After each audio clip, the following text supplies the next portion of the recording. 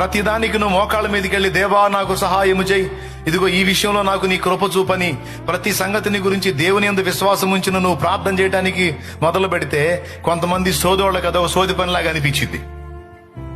ప్రతిదానికి ప్రార్థన ప్రార్థన ప్రార్థన అయింది.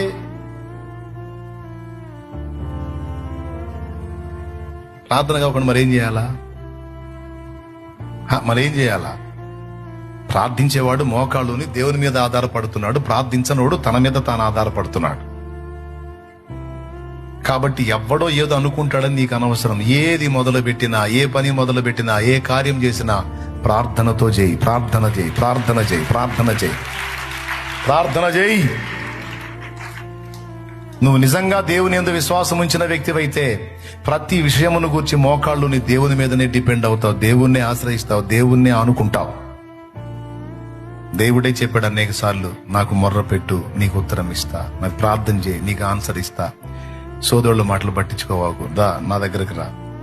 ఎన్ని చోట్ల రాయించాడు, 100 వచనాలు ఉన్నాయి. నన్ను అడుగుము, మొర్రపెట్టు, ప్రార్థన చేయి, నిజముగా మొర్రపెట్టు, ప్రార్థించు ప్రార్థించని 100 వచనాలు ఉన్నాయి బైబిల్లో. క్రొత్త నిబంధనలోనే ఉన్నాయి చాలా వచనాలు.